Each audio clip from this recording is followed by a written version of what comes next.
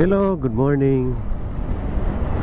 Today, mga tuta sa Toledo City, Cebu. Nanaw ta dito kung say maayo, kung say nindot nga mga talanahon dito. Murag dako-dako ni siya ka syudad dito.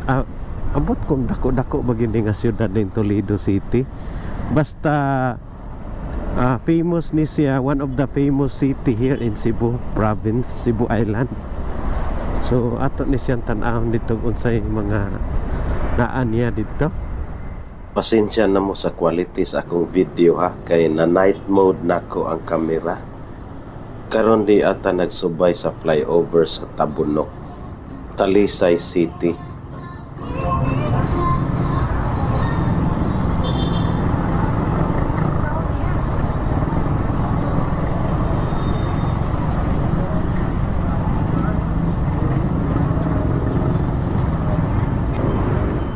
We are turning now to the road of Manipis.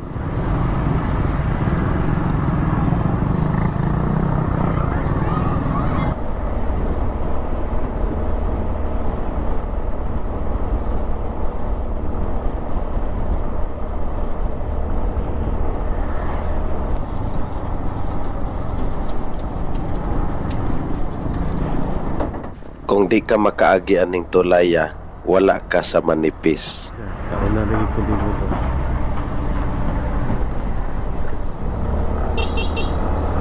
Okay.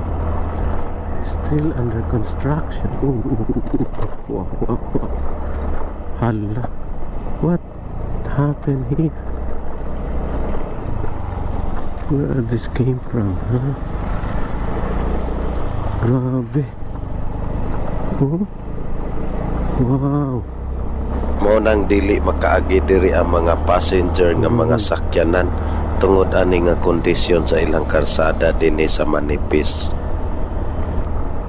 Sorry jud kayo nga overexposed gid kayo akong video tungod kay na night mode nako ang kamera.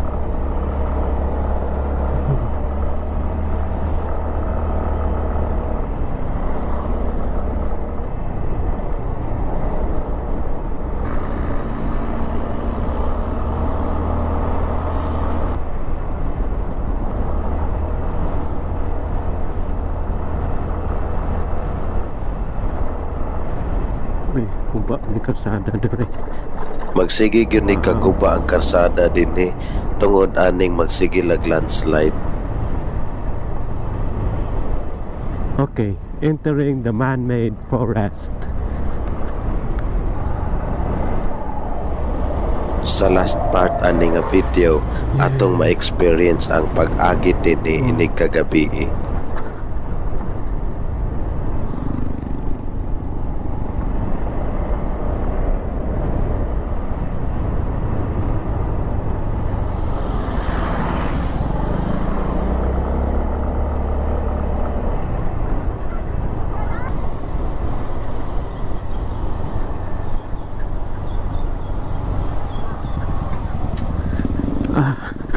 Welcome to Toledo City. Pati na yun nga karsada ang musugat.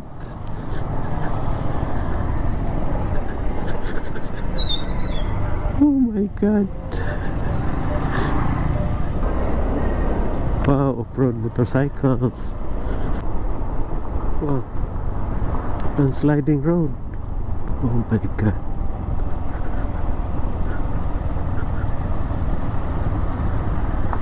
Yeah.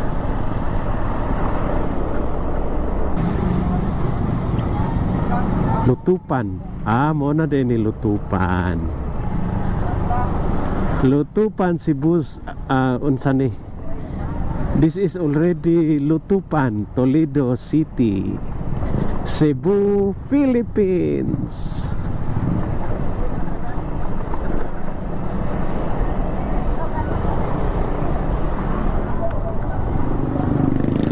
Progressive ni lugar na Lutupan. Nindot kailang simbahan, no? Here, straight and wide and smooth.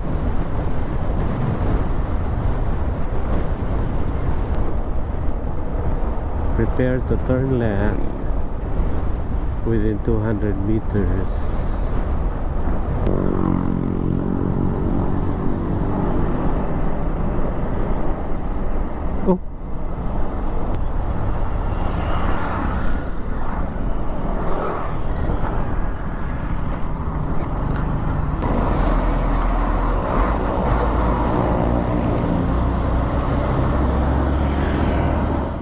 Mauna ni siya ang Kapilya Santa Ana.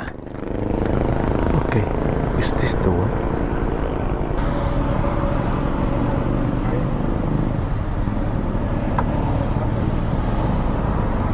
Hello, asan ang Kapilya Santa Ana? Sorry sir, bali po sa Pikas doon sir. Kana diha no? Sirado? Thank you. Karon di atas sa Kapilya Santa Ana.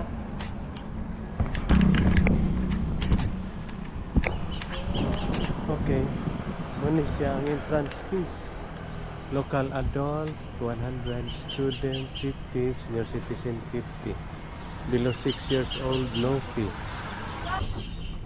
Kinahanglan ta mulag kung musulod ta dinhi dapita. Thank you.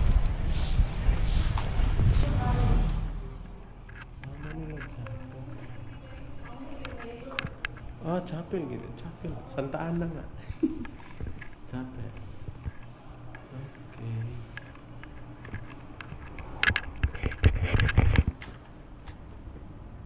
Hello. Hi. Mayong. Oh, good morning pa. Pili mo ka book, sir? Ako ra usa. Unsa may naadiri kani? Kuan, sir. Oo. So actually, sir, naman tayo mga rules na dili ta pwede makatake of pictures and videos for security purposes, but you can take pictures in the chapel, the main chapel, and also sa upstairs, then and also sa labyrinth. Then ang atong labyrinth, actually, it's a place here for rosary and for meditation. That is why mubo siya, hindi siya imong kataasan. Oh. Okay, it takes mga 10 to 15 minutes before you reach the center. Ah, dako So, it's din in eh. the outside, sir. Ah. Kato ganing garden. Then actually, sir, this is a private chapel. Yeah. So you can private. go inside, sir. So good morning. Good morning. And welcome to Kapilya Santa Ana Museum. So this is a private chapel. So since this is a private chapel, they don't have a regular mass here. It's only upon request. So if ever gusto ganan magpa-mass, you can bring your own priest, and they are also allowed the renewal of vows and Mga pilgrims. Yes. Oh. So this chapel was owned by Mrs. Lilian Yarin Overs. She's native Filipina from Toledo. And then she's married an Irish Canadian. So since they are childless, it's their hobby to collect all of these religious artifacts. So most of their collection here are 17th to 19th century came from Europe. 90% from Europe, and then the 10% are from India, Canada, Egypt, and then Philippines. So the only local that they have here is we have 3 Santo Niños from Cebu, and that's their only local. So those Santo Niño, kanagda ka Santo Niño, these are more than 100 years old Santo Niño from Cebu. So these are the only local. Okay. So this Santo Niño, as you can see, it is not the same of our Santo Niño here in Cebu because this is the Peruvian version of Santo Niño. Ah. But i-acquire ka po nila. This is the tabernacle. So since Ah. nabagay niya siya sa San This is Jose, 100 years old? Yes, 100-year-old. Wooden? Oh yes, And this is this? is, yeah, it's wood. Ah, it's made of wood. Yeah, and also this door, this is 17th century door from Oh. India. Wow. So according to the history in India, these studs are symbolizes of wealth. Ah. So the more studs, the richer the owner. Then aside from collecting, they also have 120 ka mga bata ng paskwela nila for free. Those are indigents with intellecto. So- There's the free educational materials, Okay. including their snacks, check-up, and since the ako sila clinic, ito sila vitamins and medicine, and they also have free dental. And it's for one point sa mga indigents sa tulad, it's for free. Si Ma'am Lilian, nasya karon sa Toronto sa Canada. Gibuild na siya year 2011. Ah. And then gibless siya year 2012. So it's almost 13 years. So ang tagiyaan ni mga 100 years old nga mga na-acquire niya ay mga collection through auction. okay, okay. I-acquire niya siya sa mga auction. Okay, Auction sige. houses, there's a prestige. Photo ko napili sa kanan. So, this is their chapel. So, our patron saint here is Saint Anne, Mother ni Mary, kanang nasa upper left. And then Jesus Christ on the cross were estimated to 400 to 600 years old. So the rest of the figures, those are 17th century, came from Europe as well. Even those bishop chairs, the altar table, and also the lectern. And that pulpit, that one, that is 16th century from England. What? So That- one. Kanang naihagdan. So, okay. so before, sa unang good, mo na siya yung gigamit as Mura podium. maghumili ang priest. Podium. Yes, sir. Oo. And also this pieta. This is the replica of Michelangelo in St. Peter in the Okay, yeah. So, replica na siya ni St. Michael. So, actually, this is the same size of the pieta in Italy. Pero sure ko dili ni wooden kay replica man. That is made of limestone. Gihulma ra The man. marble finish lang just to look like marble. It's because the original, it's made of marble. Okay? And- So, by the way, sir, yeah, you can take videos and pictures na here. So, thank you, Thank for you. the visit. I hope you enjoyed, sir. Makan mo karaan na sa kaya. Yeah, wooden.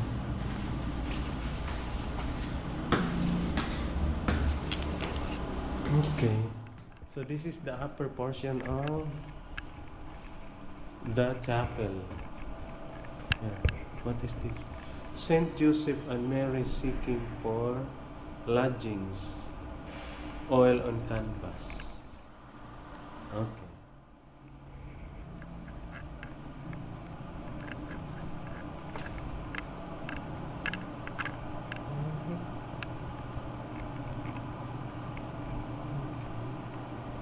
Muna ang ilahang kanang magmisa gani kanang music kuan nila music section kay ang mga simbahan manggod sa back portion of the church, upper back portion of the church, mostly tuwa dito ang mga sa tawag na choir. So that's why this is situated here. So what is this? The Archangel. Okay. So, paraan. Labyrinth. Sumoni ilahang mura og maze. Okay. So, asam tagi? Ayya. Here we are. Well maintained.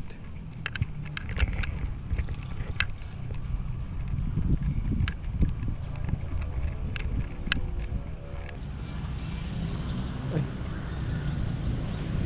So, hala, Subaya, Edwin. Subaya. Okay.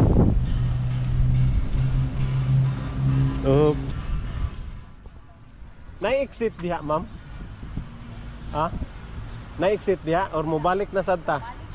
Agoy, balik na lang ko. Balik na lang ko kay wa man diha exit.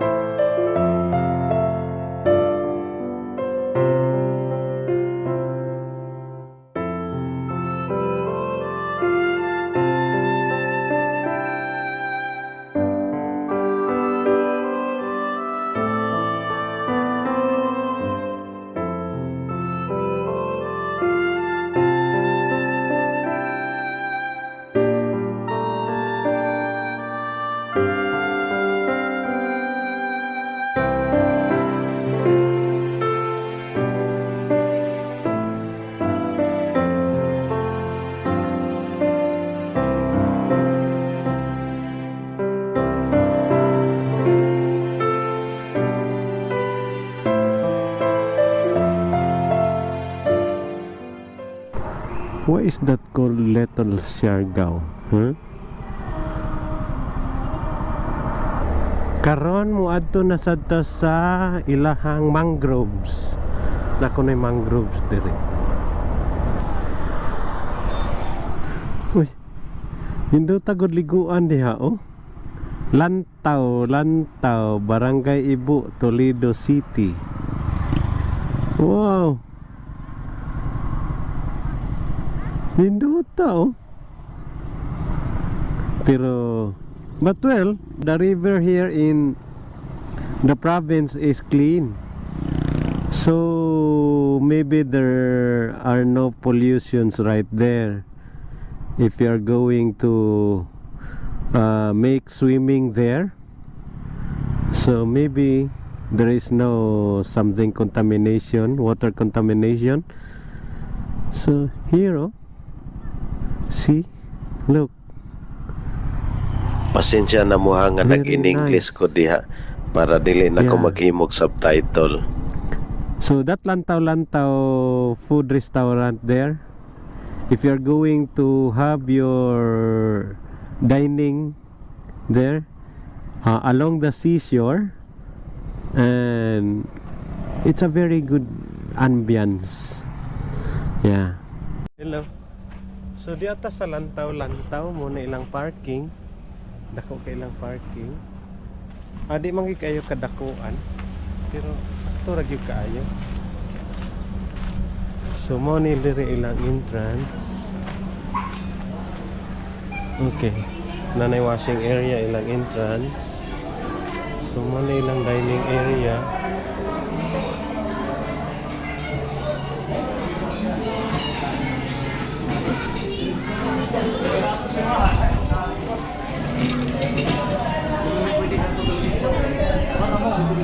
Ilang dining area. More to ditong dagat.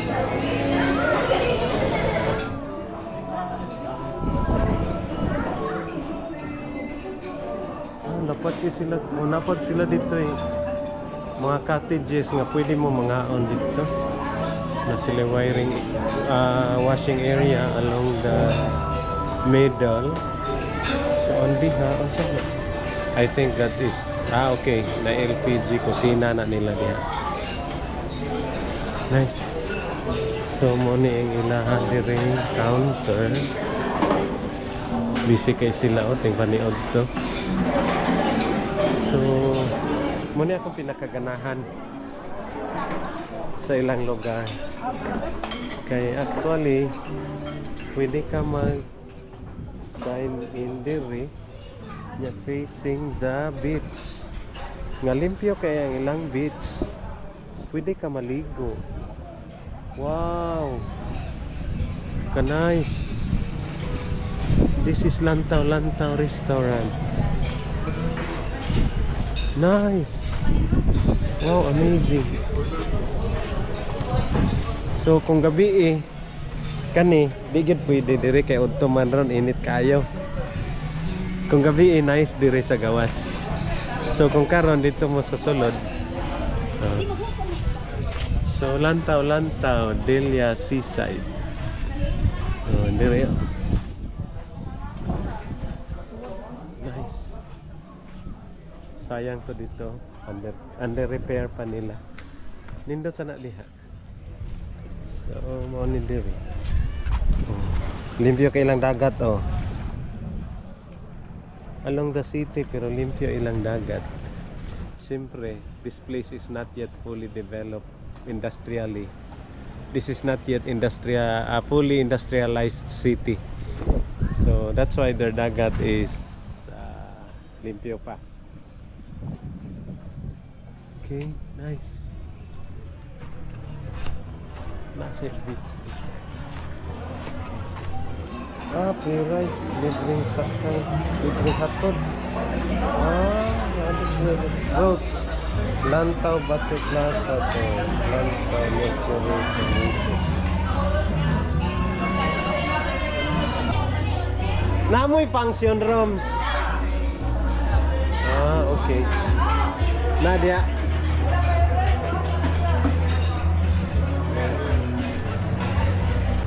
Manilahang dining cottage. Ay, very comfortable. Wow. Nice. Very nice. That's it. Sunrise Toledo Mangrove River Park. Ah, okay.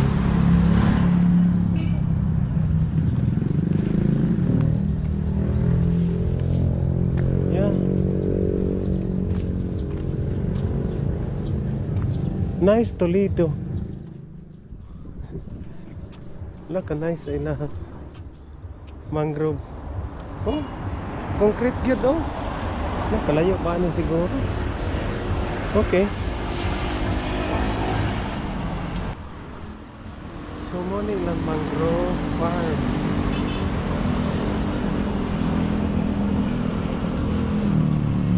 Ayan. Init. Init tayo. Wala, kalayo. Layo.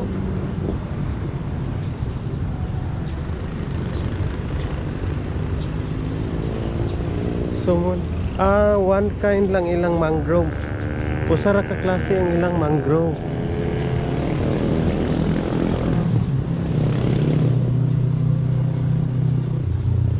Nindot ni diri suruyan kong hapon. Because we are now 12 o'clock right now. Init kaayo. Tara. Ang adlaw, init kaayo. So, we are along the river bank. So mao na daghang kay silag bangka. Ah, okay, it's going low tide. Yeah, because the water is going to the sea. If the high tide is going on, the water will be going reverse there, entering the river. So this is long. Maybe. Yeah. Yeah. Nice. Nice. So maybe those are residential buildings, maybe there. Okay. So until here, because the fence is not yet made, not safe. So oh yeah. Construction is going on. So this is long. Yeah, I appreciate the Toledo City government making this what we call this bridge, walking bridge, footbridge. Okay, if you are going to have a tour with within the mangroves area here in Toledo City. So someday we will come back maybe if this bridge will be completed. So this will be nice. This will be nice. So there's a boat. There's a boat coming in to the river. They will carry the boat together. There, they're pulling the boat. Yeah, they're hilarious. Yeah, yeah. Only in the Philippines. That's called bayanihan. Yeah, they're all fishermen. Anyway.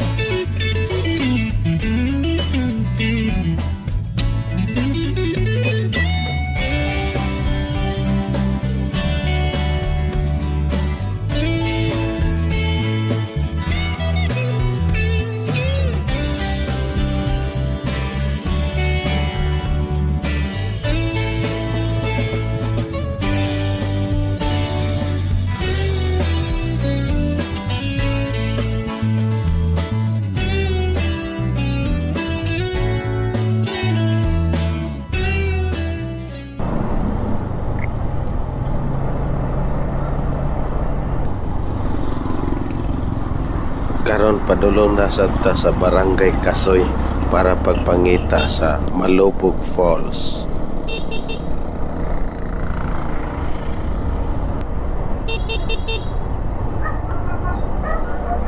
Glaray man ni diring ko ano. Oy, wala. Shit, kaluoy sa iro. Oh my god. Wa siya mapuruhi. La kaluoy. Tura siya. Welcome to Barangay General Climaco. Kaning Barangay General Climaco o Kasoy, pareho ra ni sila. Masulod na diri ang Malubog Falls. Adi, malubog. Ngayon to sa left side. Oh, dito. Pero di naman takasuod dito kay na may mining, di ba? Falls lagi. Oh, falls. Unahan pa gamay. Okay. Nakasuway ko dito last year. Di na sila pasod. Thank you. Thank you. 100 meters. Thank you. Unahan na gamay. 100 meters. Ikaw lang bahala.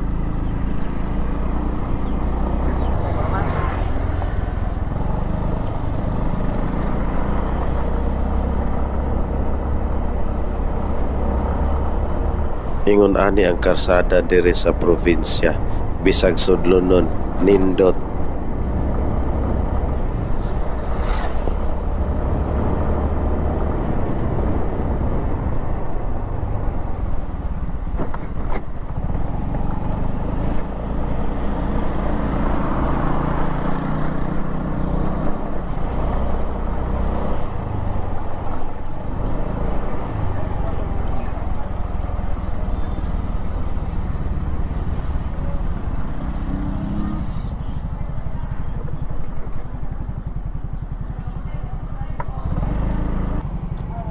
Hello. Malubog Falls. Dito ra no? Lubog Falls. Ah. Dito agi. Thank you.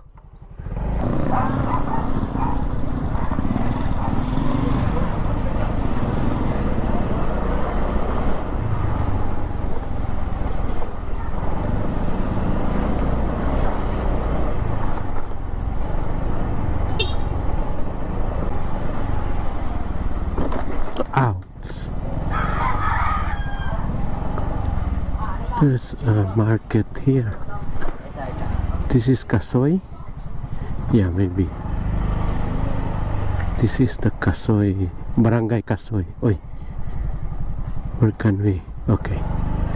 Let's ask here. Asa na Malubog Falls? Bang. Atbang? Ato ka dito age. Sabi ta na ay kontanen dito nga bana. Pero di na masod dito no? Di na takasod kay nanamay nanamay guard. Dito man ko last year ikasod. Unsa may naader eh? Nailantawan diha sir. Kanang ay suruyanan sa diyan ay pool, na swimming pool. Ah, okay. Let's try to explore here in Barangay General Climaco. This is their barangay hall, their chapel, their parking space, and their gym here.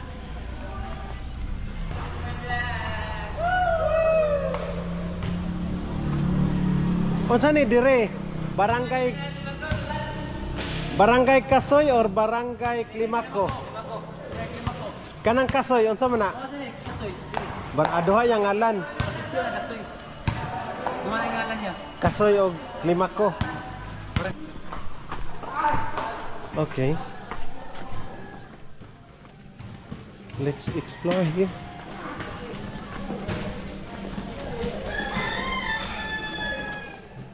Mo ba ni Bagakay? Bagakay? So, sa may pangalan aning establishment. This is welcome Kuta Kawayan. Ah, okay. This is Kuta Kawayan. What's in here? Okay. Entrance fee. Adult 30, children 20. Pool use 70, CR5. Chairs 10, tables 50, Nipa hut 400 half day. Whole tree house 500. Overnight camping 200 pesos per person. Okay. Yeah.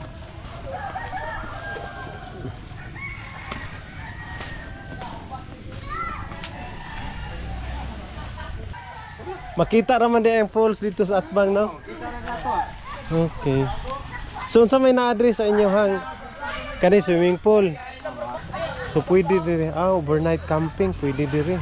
Moto 200 per head. So, tree house, moto. Okay. Katong 500 sa tree house per andana. So, kung diha ka first floor, 500 dito. Nya, second, 500 ana. Okay. So, kano saan ni nagsugod? Kano saan nagsugod? 2022. Bago pa. Nice oh. Kanang typical house. Okay. Na sila yung mga seedlings. Mulavi tree o nara. So, ay. Lantawan, Bara Cafe. So mani lang swimming pool.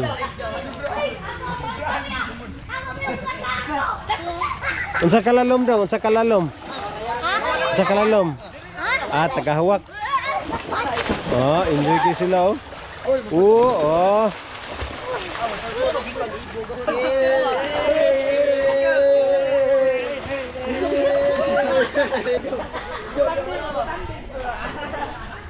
Hindi Tristan Mayan, oh. Wow. Nice. Nice house. Okay.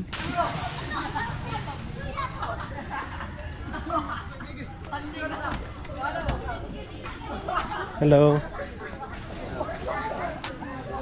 Okay. That is the Mo.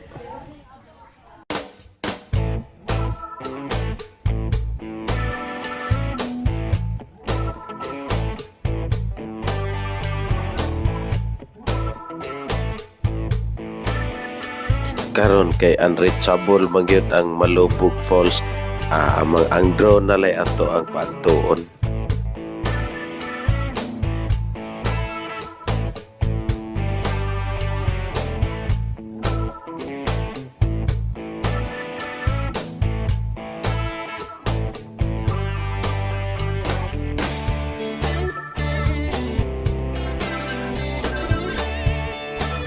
So mauna ni siya ang Malubog Falls.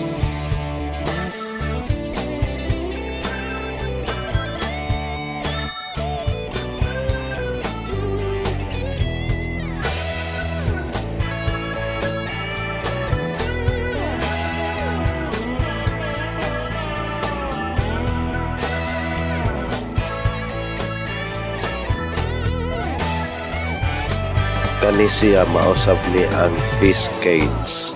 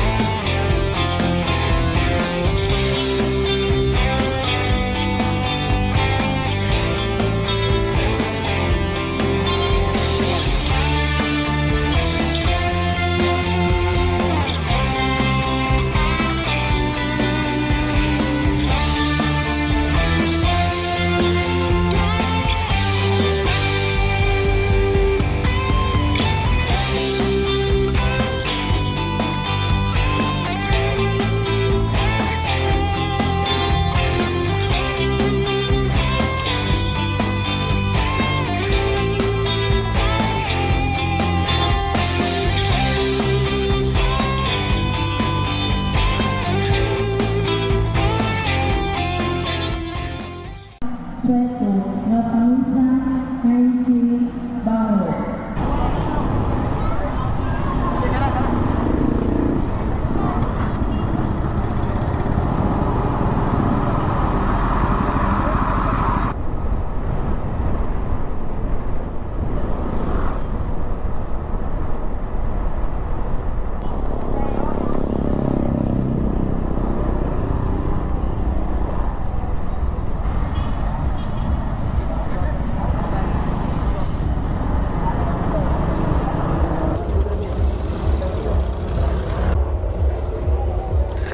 $1.928.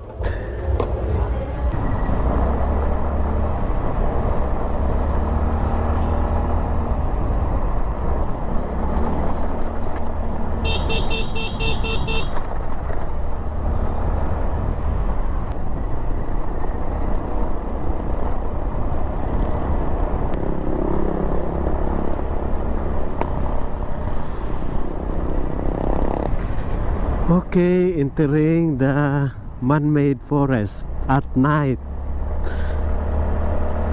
Okay. Ganda suga.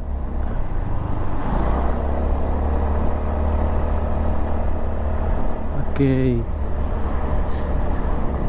Ka-experience magyud ko diri at night. Okay.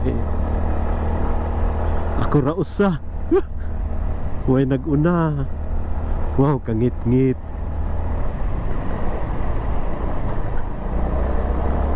Anaday ko gisundan.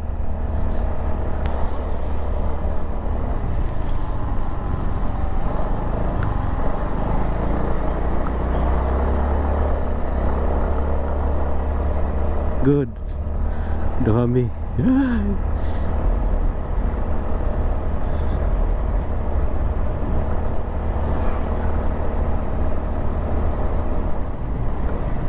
Okay, this is man-made forest here in Manipis at night.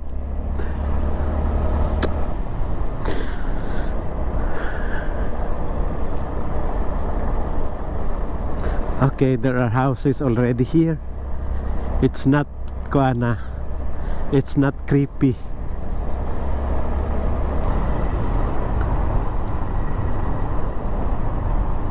Tugnawa, uy. Woo! Tugnawa yun. Ah. Hi. Huwag man ko mag-jacket. Kumpiyansa lagi. Hey, very cold.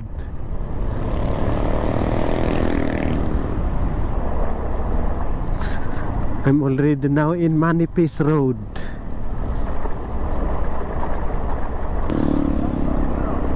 Wow, nice here because the road has lights. Naala You ko know the suggestion. boundary. Kaning light ba nga naa sa to nga between two ways, lain ta ni color para makaibalo ta sa boundary from another way or opposite way. Daghang kayong salamat sa pagtanaw ug magkita-kita unya ta sa sunod nato nga mga video. Bye-bye.